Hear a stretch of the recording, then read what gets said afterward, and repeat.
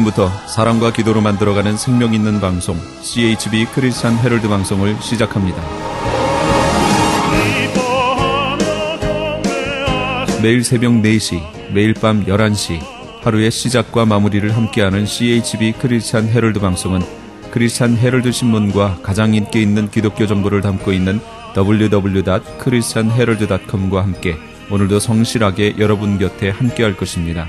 하나님께서 선물로 주시는 오늘 하루를 CHB 크리스찬 헤럴드 방송과 함께 소망으로 열면서 오늘도 하나님을 섬기며 영혼을 사랑하는 복된 하루가 되시기를 바랍니다.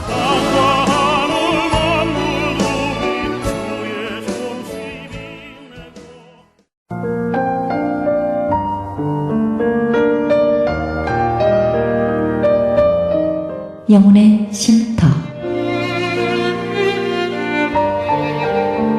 AM 1650과 인터넷을 통해 미 전역과 그리고 하와이에서는 AM 1540으로 방송을 듣고 계시는 영혼의 쉼터 애청자 여러분, 오늘도 평안하십니까? 영혼의 쉼터 김수경 인사드립니다.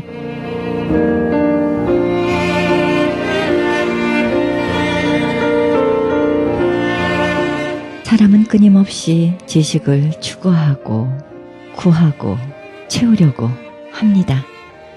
더 높은 곳으로 올라가서 더 멀리 가기 위함인 것이지요. 하지만 그 길은 끝이 없습니다. 아무리 채워도 부족한 것뿐입니다. 하지만 지혜를 구할 때는 뭔가를 계속 내려놔야 합니다. 가진 것을 내려놓고 마음을 낮춰야 합니다. 그러면 자유롭고 순수해집니다. 그때 비로소 삶이 보이고요. 삶이 어떤 것인지 알아지는 지혜가 생깁니다. 지식으로 지혜를 얻기보다 지혜로 지식을 얻어야 합니다. 그러면 지식도 아름다워질 것입니다. 내려놓음에서 오는 마음의 충만을 경험해 보시기 바랍니다. 세상이 내 앞에 무릎을 꿇고 뱉기를 들 것입니다. 그때 세상을 이길 수 있고 지배할 수 있을 것입니다. 그때 기쁨과 평화가 날개를 펼 것입니다. 하늘의 지혜를 구하기 위해 내려놓아야 할 것이 있습니까? 그렇습니다. 가진 것을 다 내려놓을 때 비로소 하나님의 지혜가 보일 것입니다. 생명의 말씀 보내드립니다. 이 시간에는 말씀의 교회 정승용 목사님의 말씀 보내드립니다. 말씀은 누가복음 22장 54절에서 61절의 말씀을 중심으로 그 눈빛이란 제목으로 말씀 전해주시겠습니다.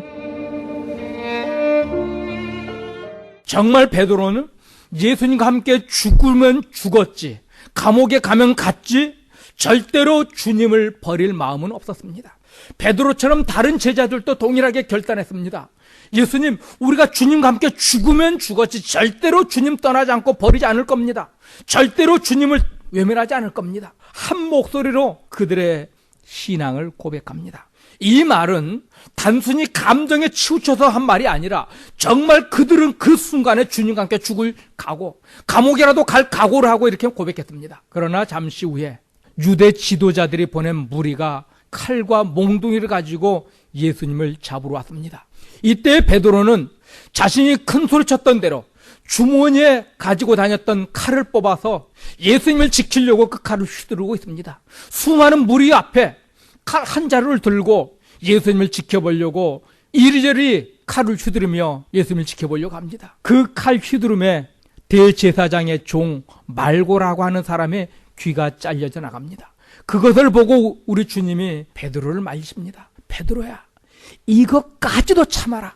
나를 잡으러 오고 나를 죽이려 하고 하는 이것까지도 너는 참아야 돼 하면서 땅에 떨어진 그 말고라고 하는 사람의 귀를 주워서 그 귀에 다시 붙여 치료해 주십니다. 그리고 예수님께서는 예수님을 잡으러 온 그들에게 붙잡히셔서 끌려가십니다.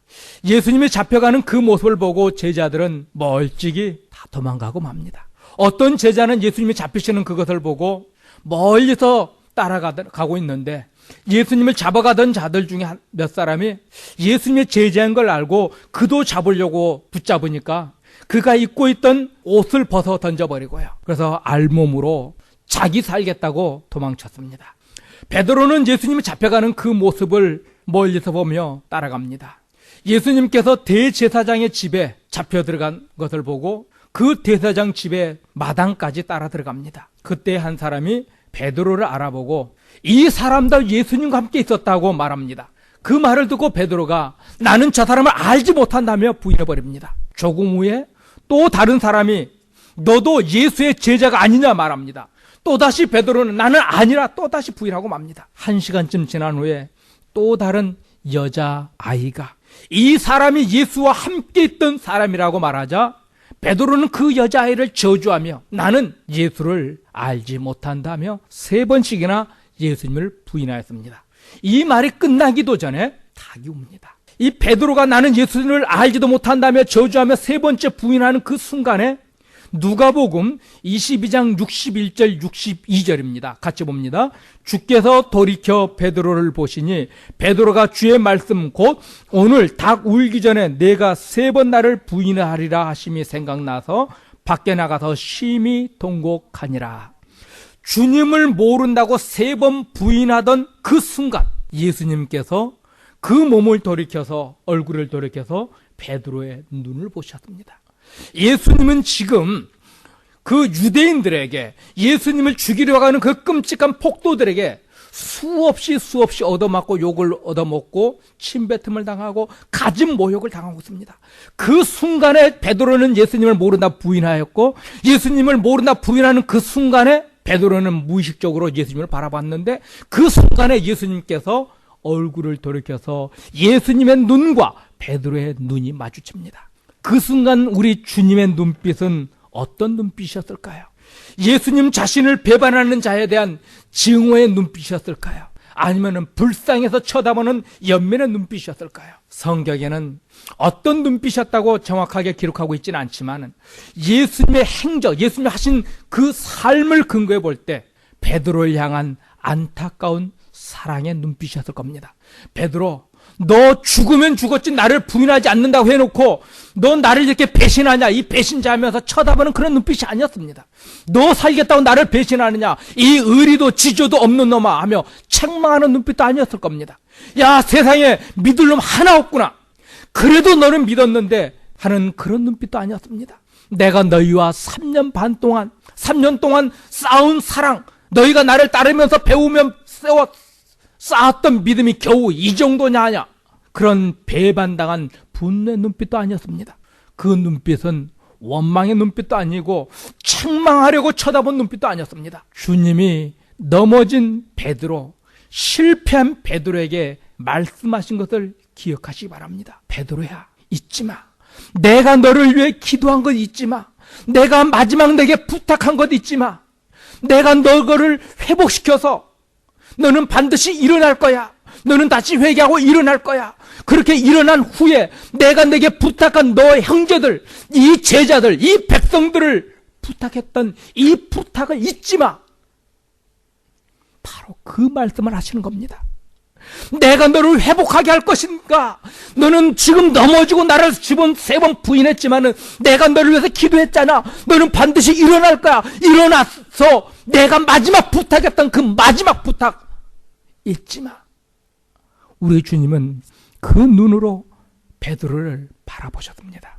예수님의 그 눈빛은 회복에 대한 약속의 눈빛이었고 또 다른 제자들을 부탁하는 눈빛이었습니다. 당신이 고통당하고 갖은 수모와 치욕을 당하는 그 순간에도 베드로와 또 다른 제자들을 걱정하고 계셨던 눈빛입니다. 우리 하나님은요, 아담이 선악과를 따먹는 불순종의 죄에 빠졌을 때 어떻게 합니까? 창세기 3장 15절에 보면 여인의 후손 곧 어린 양 대신 우리 예수님의 그 죽음을 미리 약속해 주셨습니다. 아들의 생명을 주어서라도 구원하시기를 기뻐하셨던 분이 우리 주님이십니다. 예수님을 은 30에 판 가룟 유다를 향해 하신 말씀 보시기 바랍니다. 마가복음 14장 21절 같이요. 인자는 자기에게 대하여 기록된 대로 가거니와 인자를 파는 그 사람에게는 화가 있으리로다. 그 사람은 차라리 나지 아니하였다면 제게 좋을 뻔하였느니라 하시니라. 예수님은 말씀합니다. 나는 처음부터 십자가를 지려고 이 땅에 태어났고 이 땅에 왔지만은 가룟 유다는 차라리 태어나지 않았으면 좋았을 것이다 하며 그를 불쌍히 여기고 계십니다. 자신을 배반하여 은 30에 팔고 있는 그런 끔찍한 가련 유다지만은 그런 자에게까지도 불쌍히 여기시는 우리 주님이셨습니다. 그런데 예수님이 정말 사랑했던 자 베드로의 넘어짐을 보고 너희는 나를 배신했지 하면서 배신의 눈빛, 증오의 눈빛으로 과연 베드로를 바라봤겠습니까? 누가복음 22장 32절이요. 그러나 내가 너를 위하여 내 믿음이 떨어지지 않기를 기도하였노니 너는 돌이킨 후에 내 형제를 굳게 하라. 예수님은 베드로를 보시면서 베드로야, 내가 이런 일이 일어날 것을 알고 너를 위해서 기도했단다. 너희가 회개하게 할 것을 위해 기도했고 내가 반드시 회개한 후에 내 형제들을 돌아보라. 바로 이 말씀을 하시는 겁니다. 내가 내 믿음이 떨어지지 않게 해서 기도했단다. 너는 다시 일어날 것이라. 내가 기도했기 때문에 너는 일어설 것이다. 일어선 후에 내 믿음이 회복된 후에 너는 내 형제들, 내 백성들을 돌아봐라. 이 말씀을 베드로를 바라보시며 하신 겁니다. 베드로의 죄가 아무리 크고 심각한 죄라 할지라도요, 우리 주님의 그 사랑에서는 끊을 수 없습니다. 베드로가 넘어질 것도 아셨습니다. 그러나 하나님은 더 큰 사랑으로 베드로를 회복시켜서 하나님의 거룩하고 위대하신 뜻을 반드시 이루어내고 마십니다. 베드로가 3번 넘어지면 우리 하나님은 4번 일으켜서라도 하나님께서는 하나님의 선하신 뜻을 이루어 가십니다. 여러분이 믿음으로 살 때 많이 넘어지고 실패합니다. 그 넘어짐을 통해서도 하나님은 계획하셨던 그 계획, 그 뜻을 이루어 내십니다. 예수님을 3번 모른다고 부인했던 베드로는 예수님의 더 큰 사랑과 능력으로 인해 예수님의 복음을 위해서 십자가에 달려 순교합니다. 베드로는 이 십자가에 달려 죽는 그 순간에 내가 어떻게 예수님처럼 똑같이 달려 죽을 수 있겠는가 말하며 십자가에 거꾸로 매달려 순교합니다. 이것이 하나님의 위대한 사랑의 힘입니다. 이것이 복음의 능력입니다. 이것이 주님의 사람의 능력이고 이것이 주님의 위대함입니다. 예수님께서 십자가에 달리시고 죽으신 후에 또다시 제자들을 찾습니다. 그들에게 부활하신 그 몸을 보여주십니다. 그들의 믿음을 굳게 하기 위해서 그 몸을 여러 차례 제자들에게 보여주십니다. 부활하신 그 몸을 먼저 여인들에게 보여주시고 제자들에게 전해라. 내가 다시 살아났다, 부활했다, 이 사실을 전하라 합니다. 그래도 제자들이 믿지 못하니까는 그 제자들에게 친히 찾아가셔서 부활하신 그 몸을 보여주시고 나를 만져봐라. 이렇게 해서까지 제자들의 믿음을 또다시 회복시켜 줍니다. 의심 많은 도마, 그를 또한 특별히 찾으셔서 내 몸에 손을 넣어보고 내 손에 손가락을 넣어보고 이렇게 해서라도 나를 믿어라. 만져보고라도 이 부활의 사실을 믿으라 하셨습니다. 또한 엠마오로 가고 있던 그 제자들을 찾아가셔서 그들을 친히 가르치시고 동행하시며 주님이 부활하셨던 사실을 확실히 믿을 수 있도록 하나님은 은혜를 끊임없이 베푸셨습니다. 그러나 제자들은 부활하신 주님을 직접 만난 후에도요, 그 몸을 만져보고 그 손에 손가락을 넣어본 후에도 제자들은 어떻게 합니까? 자기들이 옛날 가졌던 직업, 물고기 잡던 그 업으로 피시맨으로 돌아갑니다. 요한복음 21장 2절 3절입니다. 시몬 베드로와 디두모라 하는 도마와 갈릴리 가나 사람 나다나엘과 세베대의 아들들과 또 다른 제자 둘이 함께 있더니 시몬 베드로가 나는 물고기 잡으러 가노라 하며 저희가 우리도 함께 가겠다 하고 나가서 배에 올랐으나 이 밤에 아무것도 잡지 못하였더니, 보십시오. 제자들의 끊임없는 불신앙, 그리고 주님의 끊을 수 없는 사랑과 열심을요, 제자들의 무능함과 믿음 없음에도 불구하고 주님은 끊임없이 그들을 찾아가서 만나십니다. 그들의 믿음을 회복시키기 위해서, 그들을 다시 주님의 위대한 제자로 일어서게 하시기 위해서 주님이 그들을 찾아가는 이 모습을 보시기 바랍니다. 부활하신 주님을 만나고도 이 제자들은 갈릴리 호수로 다시 돌아가서 물고기나 잡는 그런 삶을 시작하고 있는 그들을 다시 주님이 찾아가셨습니다. 그리고 그들을 위해서 아침을 준비하십니다. 이런 제자들을 위해서 예수님은 친히 아침을 준비하셨습니다. 요한복음 21장 9절입니다. 육지에 올라보니 숯불이 있는데 그 위에 생선이 놓였고 떡도 있더라. 21장 12절입니다. 예수께서 가라사대 와서 조반을 먹으라 하시니 제자들이 주신 줄 아는 거로 당신이 누구냐 감히 묻는 자가 없더라. 예수님께서 갈릴리 호수에서 밤새도록 물고기 잡지만 한 마리도 잡지 못한 그들을 부르십니다. 와서 조반을 먹어라. 아침 먹어라. 아침을 준비해서 제자들을 부르십니다. 주님을 배반했던 제자들, 믿음으로 서 있지 못한 제자들, 부활하신 주님을 만나고도 물고기나 잡으러 가고 있는 이런 한심한 제자들이지만은 주님은 그들을 버리지 아니하시고 그들을 위해서 아침을 준비하셨습니다. 그들을 책망하지 않으시고 아침을 준비하여 먹이셨던 주님이십니다. 아침을 먹은 후에 주님이 베드로에게 말씀합니다. 베드로야, 내가 이 모든 사람들보다 나를 더 사랑하느냐 물으셨습니다. 또다시 베드로에게 베드로야 내가 이 사람들보다 나를 더 사랑하느냐 물으셨습니다. 또다시 베드로에게 베드로야 내가 이 모든 사람들보다 나를 더 사랑하느냐. 베드로는 두렵고 떨리는 마음으로 고백합니다. 주여 내가 주를 사랑하는 줄 주님이 아십니다. 주여 내가 주님을 사랑하는 줄 주께서 아십니다. 주여 내가 주님을 사랑하는 것 주께서 아십니다. 주님은 베드로의 대답을 들으시고 말씀하시기를 내 양을 먹이라. 내 양을 치라, 내 양을 먹이라 말씀하셨습니다. 우리 주님께서 베드로를 특별히 지명해서 이렇게 물으신 것은 베드로가 예수님을 3번 부인했기 때문에 괘씸해서 그렇게 물어본 건 아닙니다. 베드로가 3번도 나 부인했지 하면서 그것을 괴롭게 하기 위해서 물어보신 것이 아니라는 말씀입니다. 베드로를 회복시키는 겁니다. 베드로의 그 제자의 직분을 회복시키는 겁니다. 만일 예수님이 이런 과정을 거치지 않고 예수님이 바로 천국으로 하나님 나라로 승천해 버리셨다고 한다면요, 베드로는 평생 실패자, 패배자, 주님을 배반한 자, 이 아픔과 수치와 고통을 가지고 살 것이고, 이 베드로는 절대 주님의 제자로서 살지 못했을 것이고, 이 베드로는 절대 주님을 위한 삶을 살 수 없었습니다. 우리 주님께서 이 과정을 통해서 베드로를 또다시 수제자로 회복시켜 주시는, 예수님의 제자로 다시 회복시켜 주시는, 결국 그 사건을 통해서 베드로는 우리 주님을 위해서 순교하는 이 거룩한 영광의 자리까지 나아가게 하셨습니다. 주님은 내가 나를 사랑하느냐, 내가 나를 사랑하느냐, 내가 나를 사랑하느냐 3번 물으셨던 것을 통해서 베드로와 우리 주님과의 관계가 완전히 회복되었다는 사실, 그리고 베드로에게 내 양을 먹이라, 내 양을 가르쳐라, 내 양을 치라셨던 이 사명을 다시 주심을 해서 베드로를 통해서 또다시 구원의 놀라운 역사를 이루어 가시는 이 사건을 보여주고 계십니다. 예수님은 자신을 부인하며 떠났던 제자들, 부활한 주님을 만나고도 믿음으로 서 있지 못한 제자들을 왜 이처럼 사랑하실까요?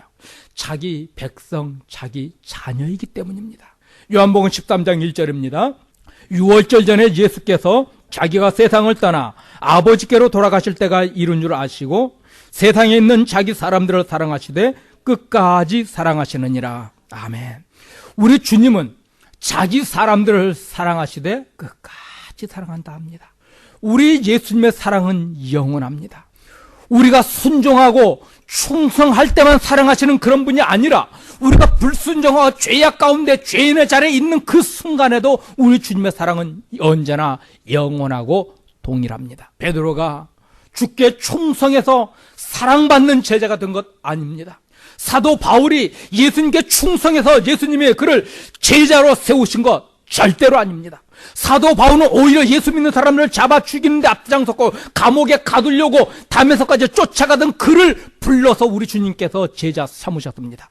우리가 주님을 기쁘시게 해서, 우리가 주님을 영화롭게 해서 우리 주님이 우리를 불러주신 것이 아니라, 성경 뭐랍니까? 우리가 죄인 되었을 때, 원수의 자리에 있을 때 우리를 사랑하셨다 말씀하고 계십니다. 무능한 베드로, 주님을 배반했던 제자들, 주님을 끝까지 실망만 시켰던 제자들, 우리 주님은 그들을 끝까지 사랑하셨습니다. 베드로가 3번 주님 모른다고 부인하는 그 순간, 그를 바라봤던 그 주님의 눈빛은 원망의 눈빛도 아니고 책망의 눈빛도 아니고, 베드로야, 내가 했던 그 말 잊지 마.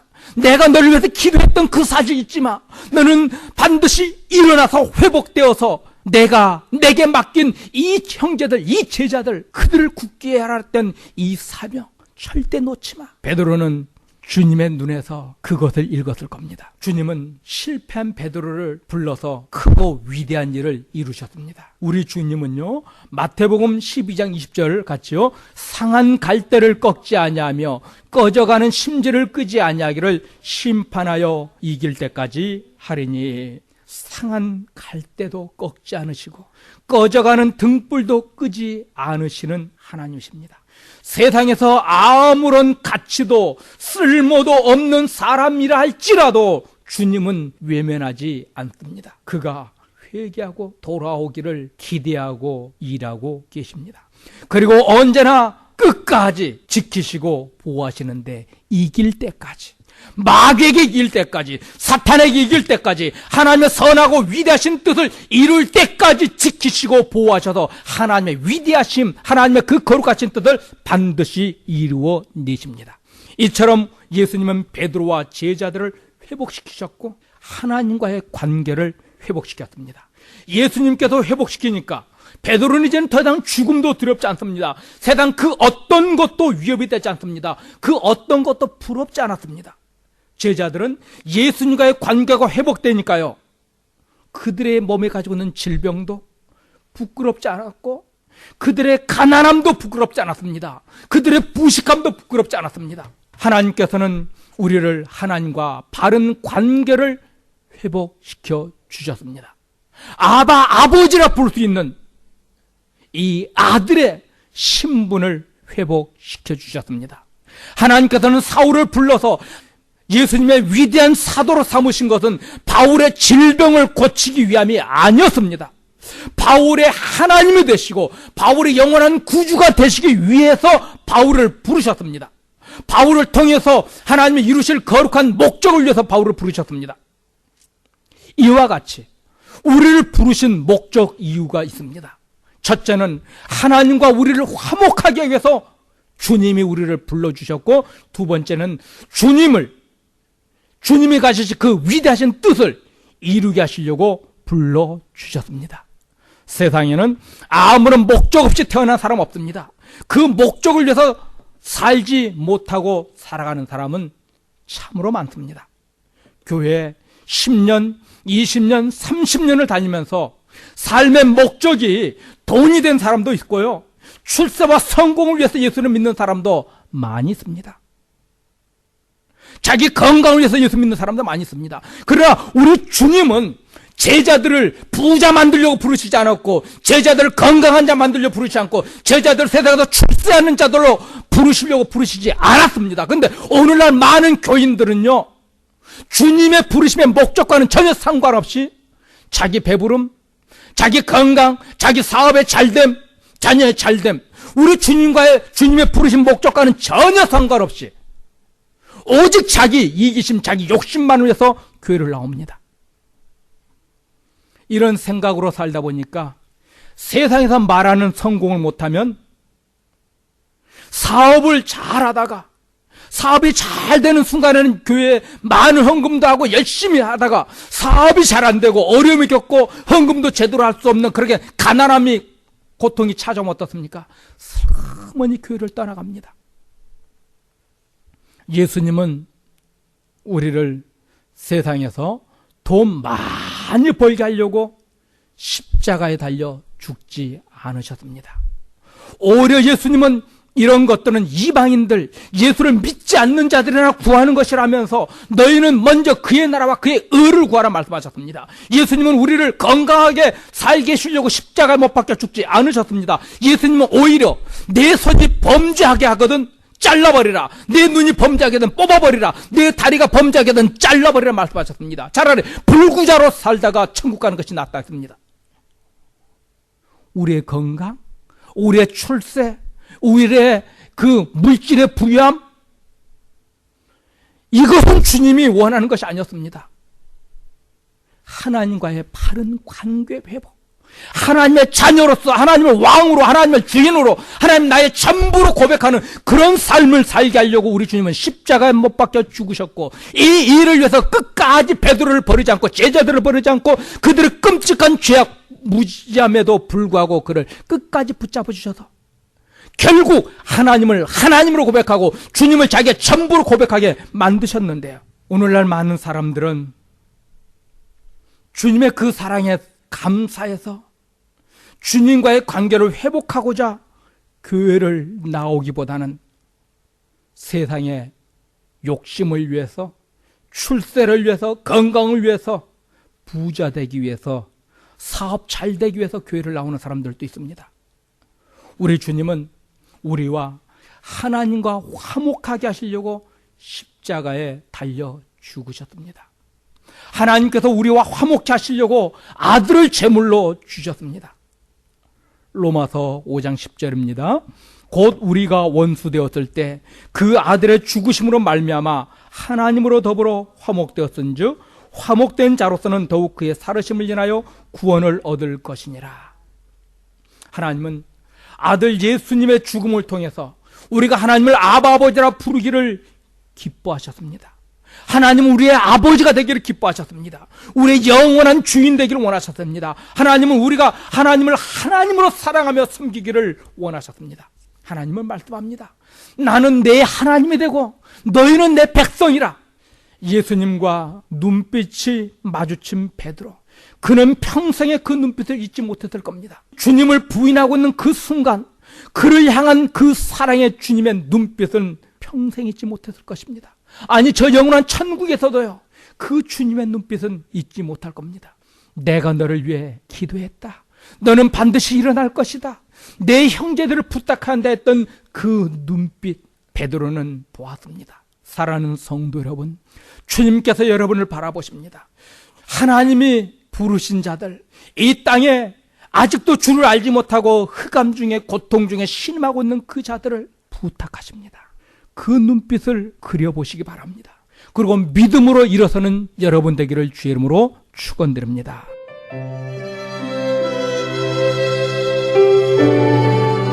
지금까지 말씀의 교회 정승용 목사님께서 그 눈빛이라는 제목으로 말씀 전해주셨습니다. 말씀의 교회는 2966 울셔블루버드 LA에 위치하고 있습니다. 신앙상담이나 교회 안내를 원하시는 분은 전화 213-200-2592 213-200-2592번으로 연락하시기 바랍니다.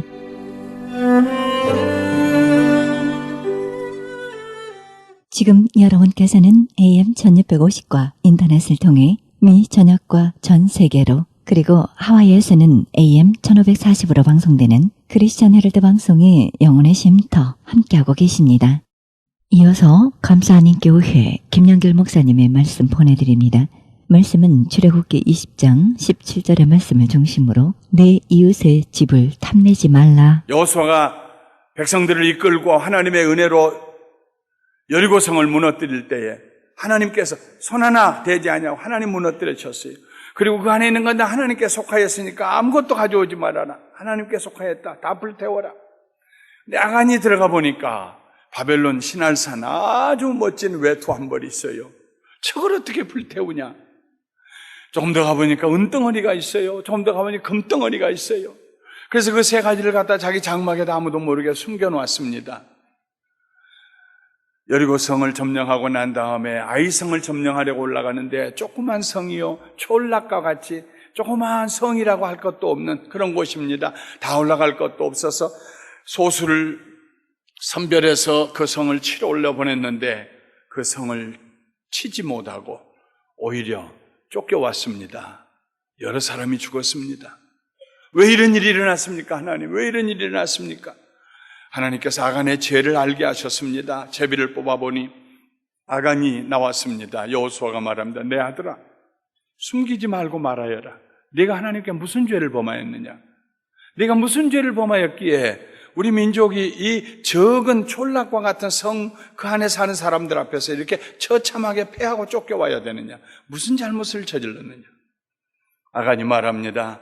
내가 노력한 물건 중에 신할산의 아름다운 외투 한 벌과 은 200세겔과 그 무게가 50세겔 되는 금덩이 하나를 보고 탐이 나서 가져왔나이다. 그의 장막과 그 안에 있는 모든 것들, 그의 자식들까지, 그 부인까지, 아간까지, 그 가족 전체가 돌에 맞아 죽고 돌무더기를 쌓았습니다. 탐심은 죄가 되고, 그리고 그 죄에 슬프고도 가슴 아픈 열매들이 다가옵니다. 우리 인생에 그런 일이 얼마나 많습니까? 자기 탐심을 채우려도 하다가 가정이 고통스러운 적이 얼마나 많습니까? 한 개인이, 그리고 이웃이 고통스러운 적이 얼마나 많습니까? 탐심이 주는 가장 큰 괴로움은 그것이 하나님 앞에 큰 죄가 된다는 것입니다. 악인은 그의 마음의 욕심을 자랑하며 탐욕을 부리는 자는 여호와를 배반하여 멸시하나이다. 악인은 그의 교만한 얼굴로 말하기를 여호와께서 이를 감찰하지 아니하신다 하며 그의 모든 사상에 하나님이 없다 하나이다. 마음에 탐심이 들어가면요, 즉시로 하나님에 대해서 관계가 끊어져요. 하나님을 향하여 등을 돌려요. 하나님 나 모르신다, 못 보고 계신다. 그리고는 더 한 걸음 나가서 하나님이 어디 계시냐. 이것이 탐심이 우리에게 주는 죄요, 죄의 결과입니다. 도적이나 탐욕을 부리는 자나 술 취하는 자나 모욕하는 자나 속여 빼앗는 자들은 하나님의 나라를 유업으로 받지 못하리라. 바울 사도는 고린도 교회 성도들에게 보낸 첫 번째 편지 6장 10절에서 말했습니다. 도적과 탐욕은 같이 갑니다. 인생을 살면서 탐심으로부터 자유할 사람이 누가 있습니까? 모든 사람은 탐심, 탐욕의 유혹을 받습니다. 자유할 수가 없습니다. 누구나 욕심을 가지고 있습니다. 욕심이 과할 때 탐욕이 됩니다. 탐심이 됩니다. 넘어가서는 안 될 경계를 넘어갈 때 탐심이 됩니다. 탐심은 남의 것을 내 것으로 만들고 싶어 할 때 시작합니다. 남의 것을 내 것으로 만들고 싶어 할 때. 남의 것을 내 것으로 만들려고 하는데 정당한 방법으로 되지 아니하면은 도적질하는 것이고, 도적질하다가 안 되면 죽이는 것이고요. 아합이라고 하는 왕이 백성이 가지고 있는 포도밭이 욕심이 났을 때 그의 아내 이세벨이 뭘 그걸 가지고 고민하느냐고, 그래가지고 그 포도원 주인을 죽임을 당하도록 여론을 형성했습니다. 욕심이 잉태하면 죄를 낳고 죄가 장성하면 사망에 이릅니다. 탐심의 결과는 살인의 결과로 나타납니다. 시편 119편을 지었던 시인은 이렇게 기도합니다. 36절과 37절에 내 마음을 주의 증거들에게 향하게 하시고 탐욕으로 향하지 말게 하소서. 하나님, 내 마음을 주의 말씀에 닻을 내리게 하시고 주의 말씀을 사랑하고 주의 말씀을 붙들고 주의 말씀으로 살게 하시옵소서. 내 마음이 탐욕으로 향하지 않게 해주세요. 내 마음이 탐심을 향하지 않게 해주세요. 내 눈을 돌이켜 허탄한 것을 보지 말게 하시고 주의 길에서 나를 살아나게 하소서. 이 말은 주의 길에 머물러 거기에서 살게 하소서 하는 말입니다. 주의 길은 주의 말씀입니다. 주의 말씀에 살게 하시옵소서. 어떻게 하면 우리가 탐욕에서 자유할 수 있을까요? 탐욕은 누구든지 공격합니다. 어떻게 하면 우리가 탐욕에서 자유할 수 있을까요? 첫째로, 하나님을 절대 신뢰해야 합니다. 천지와 만물을 지으신 하나님이 내 아버지시다. 하나님이 내게 필요한 것이 무엇인지를 아신다. 하나님이 내게 그것을 주신다. 여호와는 나의 목자시니 내게 부족함이 없으리로다. 하나님으로 목자를 삼고 사는 삶, 절대 하나님을 신뢰하는 삶을 살 때 우리는 탐욕에서 자유하게 됩니다. 탐욕은 내가 무엇을 하려고 할 때 시작이 됩니다. 내가 모아놔서 이만하면 됐다, 내 영혼아 즐기자, 쓸 것을 많이 만들어 두었다, 창고를 짓고 그랬을 때 하나님이 그날 그 영혼을 거두어 가시면 누구 것이 되겠느냐? 예수님이 하신 말씀입니다. 하나님을 신뢰하고 하나님을 의지할 때 하나님은 내 목자이신다, 매일매일 나를 인도하신다, 푸른 초장으로 쉴 만한 물가로 내 영혼을 소생시켜서 나를 기쁘게 하시고 의의 길로 인도하시고 사망의 음침한 골짜기로 다닐지라도 해가 나에게 임하지 않게 하고 나를 붙들어 주시고 보호하신다. 그의 지팡이와 막대기가 사망의 음침한 골짜기를 벗어날 때에는 원수의 목전에서 내게 상을 베푸시고 내 머리에 기름을 바르시고 내 잔이 넘치게 하여 주시고 주여 선하심과 인자하심이 정녕 나를 따르신다. 하나님에 대한 절대 신뢰가 있었기 때문에 다윗은 탐심의 노예가 되지 않았습니다. 탐심으로부터 우리 자신을 지키려면 하나님에 대한 절대 신뢰, 믿음, 하나님에 대한 의지, 이것을 늘 우리 자신이 가지고 있는가 살펴보아야 합니다. 탐심으로부터 자유하려면 둘째로 자족할 줄 알아야 합니다. 자족하는 마음, 만족하는 마음, content. 만족한다는 말입니다. 자족의 증거는 감사하는 마음입니다. 내가 자족한가, 만족한가, 그걸 어떻게 알아요?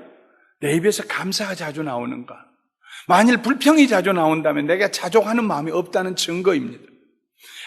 어린 아이들에게 젖을 먹여도요, 우유병에다 우유를 해서 먹여도요, 8온스를 먹어야 되는데, 그저 뭘 잘못해가지고 7온스만 먹이면은요, 먹였는데도 계속 칭얼댑니다. 계속 칭얼대고 해피하지가 않아요. 그런데 8온스를 딱 조금 8분의 1 더해서 8온스를 딱 먹이고 나면은 아이들이 끝방긋 웃고요.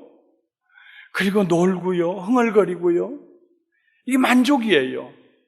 내게 부족함이 없다. 만족하다. 자족하다. 네.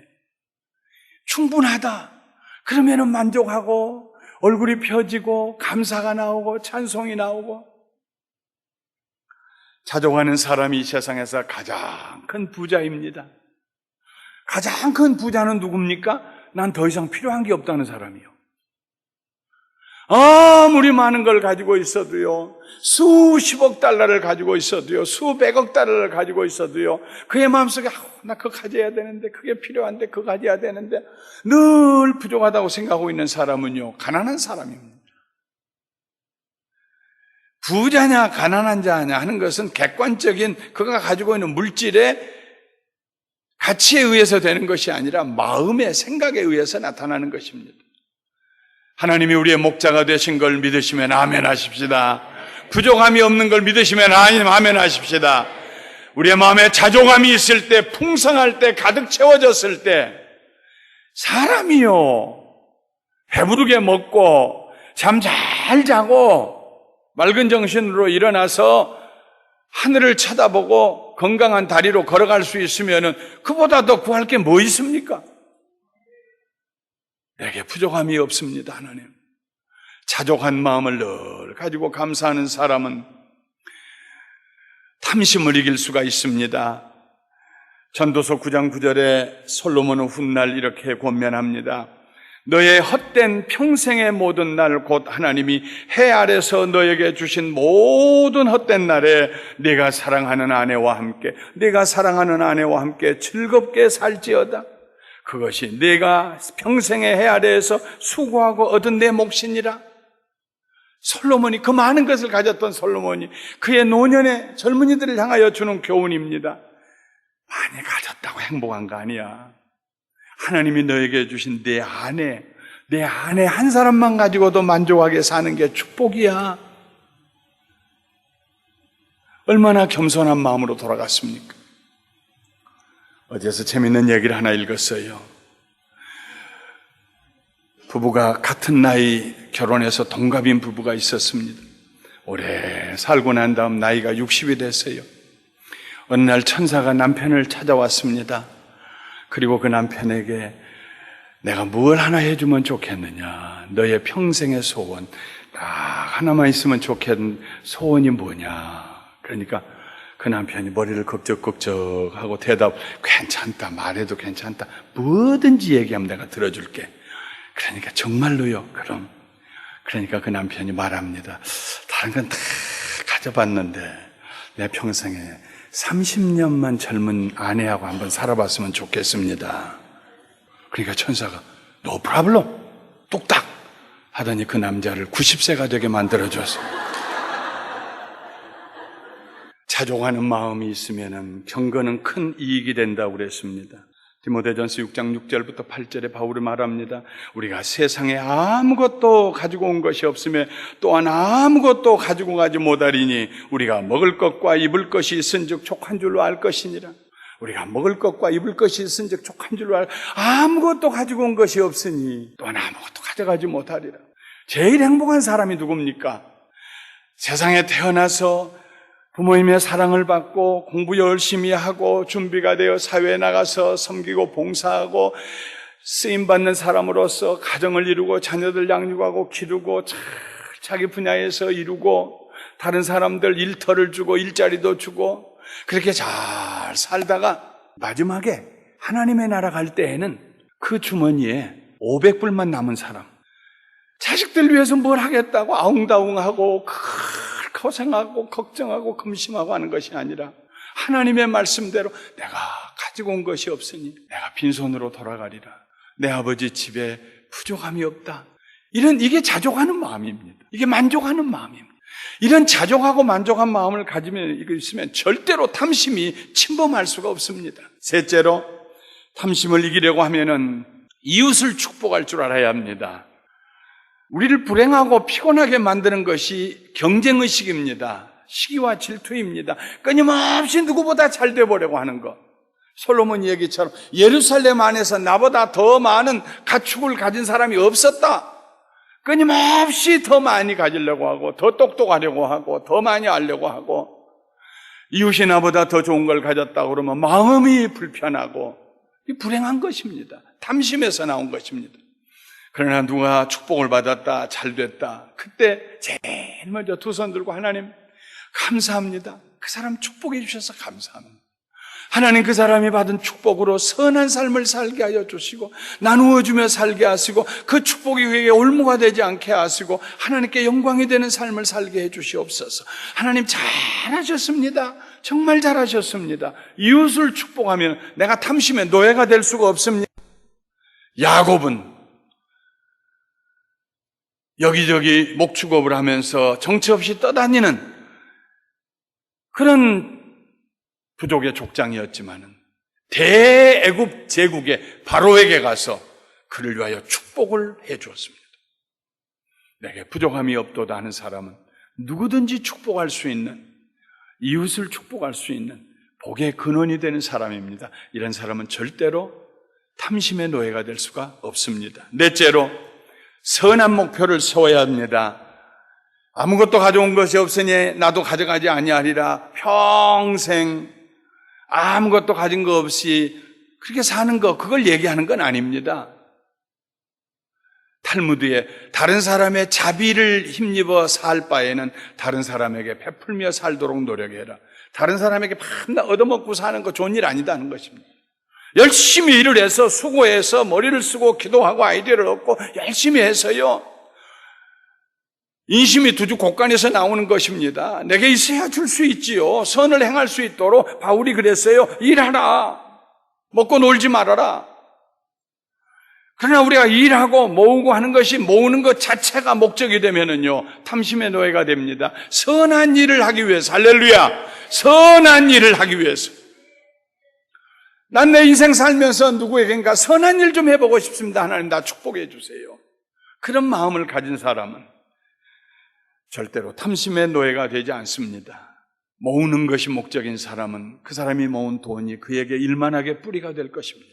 모든 불행의 시초가 될 것입니다. 다섯 번째로, 탐심의 충동에서, 유혹에서 벗어나는 길은 성령으로 충만한 삶을 사는 것입니다. 성령님의 다스림 안에 들어가야 합니다. 성령님은 늘 우리를 어디로 인도하시냐면요, 예수님의 십자가 아래로 인도하십니다.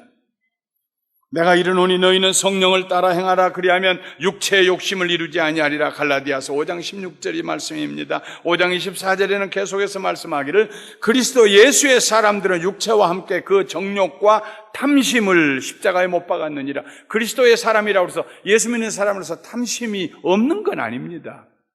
언제든지 우리 속에 잡초처럼 자라납니다. 그런데 예수의 사람들은 그 탐심을 십자가에 못을 박습니다. 십자가에 예수님이 못 박혀 달려 계십니다. 그 예수님은 그 온 전 존재를 우리를 위해서 내놓으셨습니다. 예수님에게 탐심은 이만큼도 없어요. 성령님이 우리를 끌어서 십자가 밑에 내려가 십자가에서 우리의 정과 욕심을 못 박으실 때 그 십자가를 바라보며 그리스도와 함께 십자가에 내가 못 박혔나니 이젠 내가 산 것이 아니요 내 안에 그리스도께서 사신 것이다. 내가 육체 가운데 사는 것은 나를 사랑하사 나를 위하여 자기 몸을 버리신 하나님의 아들을 믿는 믿음 안에 사는 것이다. 이런 믿음을 가진 사람들은요, 십자가 밑에 나가는 사람들은요, 다 주신 예수님, 그분에게 탐심이 없는데 그 십자가 밑에 나갈 때 내 탐심이 십자가에 못 박혀요. 자유함이 있어요.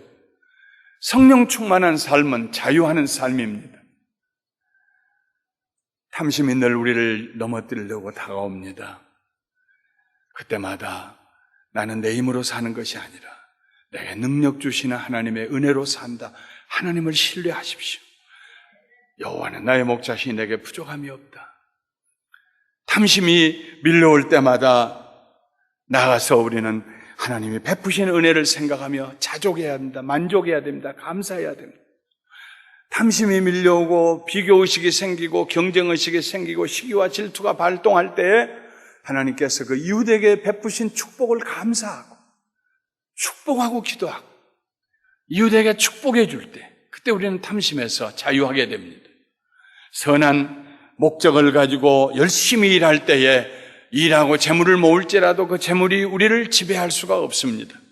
성령으로 충만할 때 우리는 우리 자신을 십자가에 못 박고 탐심에게서 자유하게 됩니다. 말씀을 마치겠습니다. 사랑하는 성도 여러분, 좋은 습관을 가지십시오. 내가 무엇을 가지고 있지 않는가를 찾아보는 습관을 가지지 마십시오. 내가 무엇을 가지고 있는가, 그것을 보는 습관을 가지십시오. 내가 무엇을 가지고 있는가, 내가 얼마나 많이 가지고 있는가, 그것을 늘 살펴보십시오. 그러다 깜짝 놀라서 두 손 번쩍 들고, 하나님, 내가 이것도 가지고 있네요. 감사합니다. 늘 모자라서 어딘가 얻으려고 하고 남의 것이라도 가져오려고 하고, 이 습관은 사람을 탐심으로 끌고 가요. 그러나 자기가 가지고 있는 자기 가족에서부터 자기 삶에, 자기 내면 속에, 자기 건강, 자기에게 주신 능력, 자기가 가지고 있는 것을 보고 놀라는 사람, 감사하는 사람이 되고 탐심에서 벗어나고, 그래서 행복하고, 그래서 그 사람이 있는 그곳이 행복한 곳이 되고 가정이 행복하게 되고 하나님이 영광 받으시게 될 줄 믿습니다. 내 이웃을 탐내지 말라. 탐낼 필요가 어디 있어요? 하나님이 우리에게 부족함이 없이 주셨는데. 할렐루야!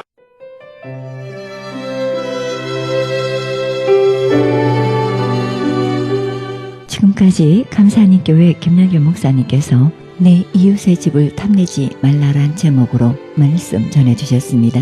감사하는 교회는 6937 오렌지드롭 애비뉴 보엔나팍에 위치하고 있습니다. 신앙상담이나 교회 안내를 원하시는 분은 전화 714-521-0991 714지역 521-0991로 연락하시기 바랍니다.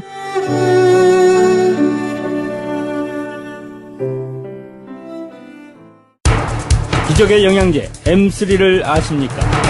무슨 병에 걸렸던지 큰 효과를 준다는 그 신비한 기적의 영양제. 혈액에 영양을 공급하여 힘이 생기니까 피곤하지 않고 이제는 지팡이 없이 걸을 수 있다고 많은 분들이 간증을 합니다.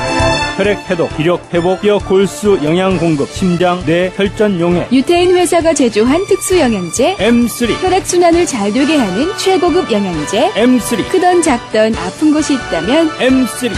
213-435-9600, 213-435-9600번입니다. 정직한 마음으로 권해드립니다.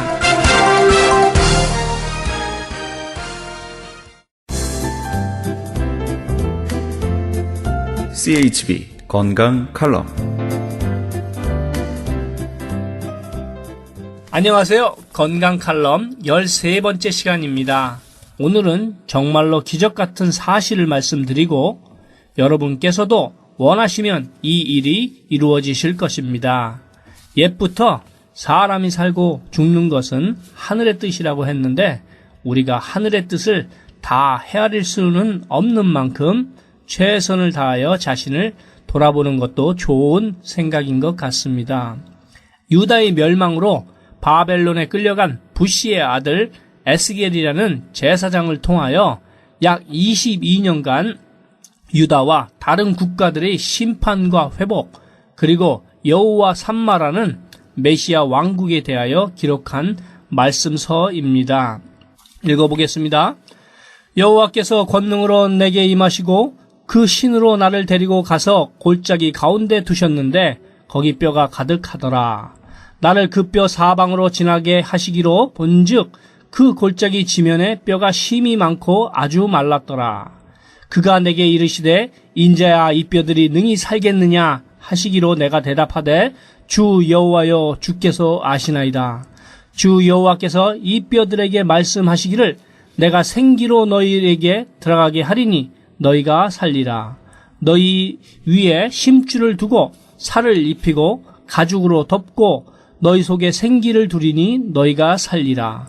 또 나를 여호와인 줄 알리라 하셨다 하라. 이 기록을 보면 생기가 사람을 살리는 역할을 하고 있는 것을 봅니다. 우리 몸에서 생기는 일산화 질소를 이야기하는데 이것은 미네랄이라는 영양소에 의하여 만들어집니다. 심장, 폐, 신장, 간은 우리 몸에서 필터 작용을 하는 장기인데 이 장기들이 혈기가 왕성해야만 다른 장기들도 건강하게 됩니다. 필터 작용을 하는 장기가 약하게 되면 우선 다리에 힘이 없고 어지럽기도 하고 더 나아가서는 신장 투석, 간 이식, 폐렴, 폐기종, 폐암, 근육 무력증 등 또는 심장에 건전지를 넣고 살아야 합니다. 2달 전에 양쪽 다리를 쓰지 못해서 지팡이 대신에 끌고 다니는 보조기구로 다니시던 분이 생기를 넣어주니까 며칠 전에 걸어서 고맙다는 인사를 하러 왔습니다. 오렌지 카운티 양론에 계시는 85세 된 권사님도 잘 걷지 못했는데 저를 만나서 제가 권해드리는 제품을 드시고 15일 만에 뛰면서 말씀하시기를 이제는 걷는데 자신이 있다고 하였습니다. LA에 사시는 82세 된 권사님도 이제는 보조기구를 사용하지 않고 걷는데 자신이 있다고 합니다. 이분들이 모두 건강하게 잘 걷게 되었는데 이것만 고쳐졌겠습니까? 아닙니다. 여러분들, 이분들 모두가 혈색이 아주 좋아졌고 기운 또한 왕성해졌습니다. 그렇습니다. 좋은 땅에서 나온 질 좋은 미네랄을 드시고 많은 병들이 고쳐지는 것을 보았습니다. pH 테스트에서 10점을 받은 제품은 시중에는 거의 없는데 10점을 받은 제품을 드시면 우선 혈액순환이 잘 되고 생기가 넘치게 되어서 바로 기운이 생기게 됩니다. 77세 되신 권사님이 기적의 영양제 M3를 드시고 월경을 하셨다면 믿으시겠습니까? 자궁 안에 고였던 어혈이 모두 나온 것입니다. 이분 또한 77세에 제2의 인생을 즐기고 계십니다.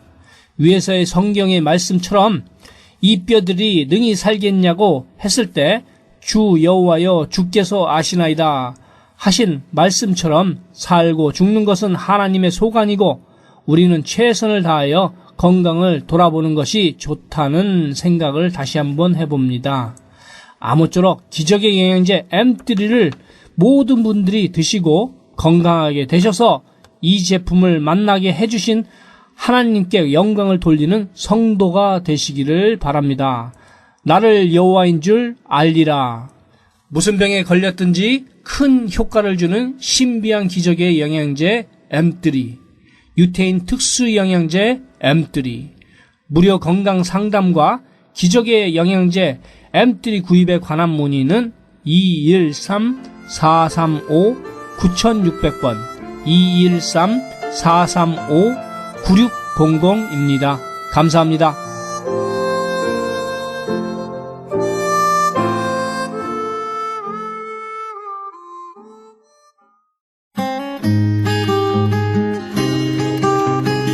헤럴드 게시판. 가나선교회에서 조선족 고아 자녀들을 위한 후원자 모집합니다.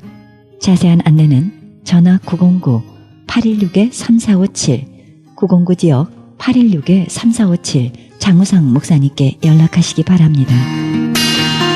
제20회 전국 중보기도 컨퍼런스 있습니다. 일시 11월 7일 목요일부터 8일 금요일까지 양 이틀간 이어집니다. 계속해서 자마 컨퍼런스 열립니다. 일시 11월 8일부터 11월 10일까지 이어집니다. 자세한 안내는 323-933-4055 은혜 하나님께로 문의하시기 바랍니다. 그리스 반모섬 헬라어 성경 보내기 후원자 모집합니다. 반모섬 전화 30-22470-33237 차인수 박영란 선교사님께 연락하시기 바랍니다. 오바마 케어를 준비하고 계십니까? 크리스찬 헬스케어는 성경적인 건강보험 대안 프로그램입니다. 좀 더 자세한 안내는 문의전화 213-444-1599 213지역 444-1599번 스티븐 정, 티나 정에게 문의하시기 바랍니다. 국제 목양사역 컨퍼런스 있습니다. 건강한 교회 만들기 위해 목사님과 장로님이 함께하는 세미나입니다. 일시 10월 8일 9일 양일간 있으며 미리 예약하시기 바랍니다. 문의전화 949-751-8507 949지역 751-8507번입니다. 극단 이즈케엘에서는 성극 만남을 공연하고 있습니다. 7월 14일부터 11월 24일까지 매주일 저녁 7시에 있습니다. 공연 장소는 마음이 가난한 사람들의 교회 램파르트와 베버리 사이에 위치하고 있습니다. 자세한 안내는 전화 213-200-9544 213지역 200-9544번 전수경님께 연락하시기 바랍니다. 크리스찬 헤럴드에서 한 달 10불 문서 선교 회원 모집합니다. 자세한 안내는 213-353-0777 크리스찬 헤럴드로 연락하시기 바랍니다. 이상 게시판 안내였습니다.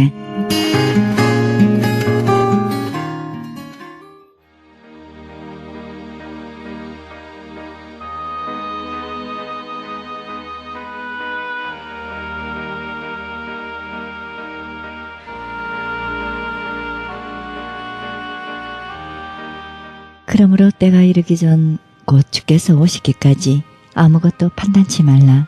그가 어두움에 감추인 것들을 드러내고 마음의 뜻을 나타내시리니 그때에 각 사람에게 하나님께로부터 칭찬이 있으리라.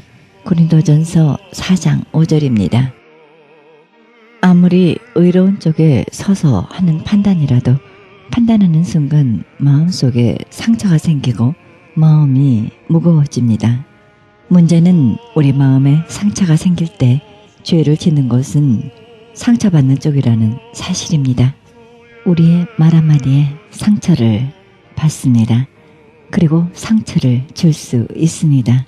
오늘도 상처를 주지도 받지도 아니하는 오히려 상처를 치유하는 언어가 되어지기를 소원합니다. 이 방송은 먹는 음이온 DM 포뮬러 효과좋기로 소문난 내저 영양제 센터와 이민법을 전문으로 하는 김한주 변호사 제공입니다. 지금까지 여러분께서는 그리스도의 복음을 가장 널리 가장 많이 전하는 크리스찬 헤럴드 방송의 영혼의 쉼터 함께 하셨습니다. 진행의 김수경이었습니다. 고맙습니다.